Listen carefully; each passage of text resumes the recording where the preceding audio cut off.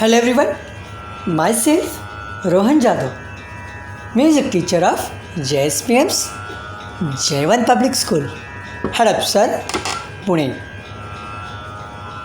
Welcome back to our subject music.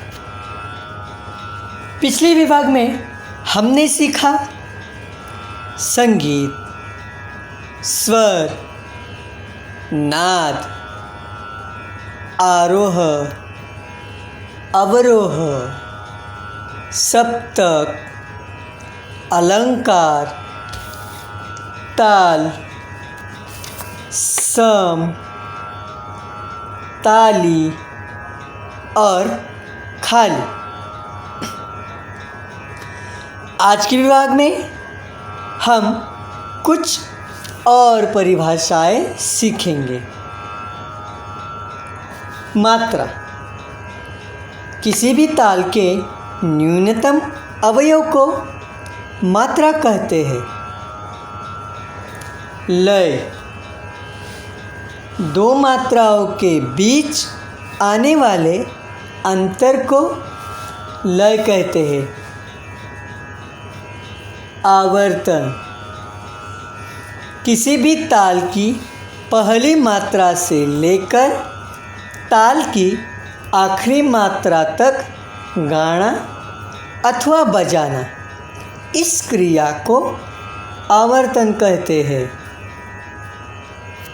सरगम गीत, सप्तक के स्वरों को ताल में गाने की क्रिया को सरगम गीत कहते हैं। राग, राग एक ऐसा स्वर समूह जिसको सुनकर हमारा मन एक चित्त होता है, शांत होता है, जिसे सुनकर हम ध्यान लगाते हैं या फिर हमारा मनोरंजन होता है, उसे हम राग कहते हैं। संस्कृत में हम कहते हैं रंजयति इति रागः। थाट, राग निर्मिति की क्षमता रखने वाले स्वर समूह को थाट कहते हैं। पकड़, रागों के मूल स्वर समूह को पकड़ कहते हैं। वादी, राग के मुख्य स्वर को वादी कहते हैं।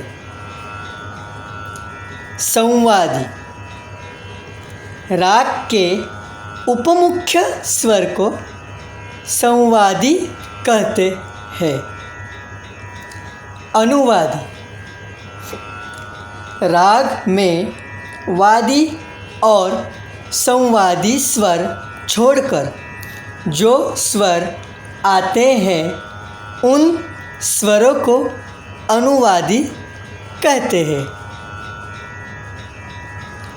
विवादी, राग में जो स्वर है अथवा नहीं है, इस बारे में विवाद होता है, उन स्वरों को विवादी कहते हैं। वर्ज्य स्वर, राग में जिन स्वरों का उपयोग नहीं किया जाता उन स्वरों को वर्ज्य स्वर कहते हैं। लक्षण गीत, जिस गीत में राग के सारे लक्षण आते हैं उस गीत को लक्षण गीत कहते हैं।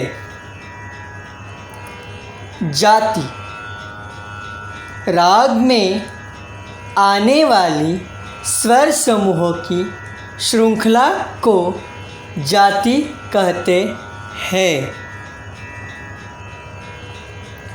जाति के मुख्य 3 प्रकार है। पहला ओडव, जिसमें 5 स्वरों का उपयोग किया जाता है। दूसरा है षाडव, जिसमें 6 स्वरों का उपयोग किया जाता है। तीसरा है संपूर्ण, जिसमें 7 स्वरों का उपयोग किया जाता है। जाति के उपजाति 9 प्रकार होते हैं। पहला ओडव ओडव, दूसरा ओडव षाडव, तीसरा ओडव संपूर्ण, चौथा षाडव ओडव, पांचवा षाडव षाडव, छठा षाडव संपूर्ण, सातवां संपूर्ण ओडव, आठवां संपूर्ण षाडव और 9वां संपूर्ण संपूर्ण। आज के विभाग में हम इतना ही सीखेंगे। अगले विभाग में हम सीखेंगे स्वरों की जानकारी और कुछ अलंकार। मिलते हैं अगले विभाग में। तब तक के लिए घर में रहिए, सुरक्षित रहिए। धन्यवाद।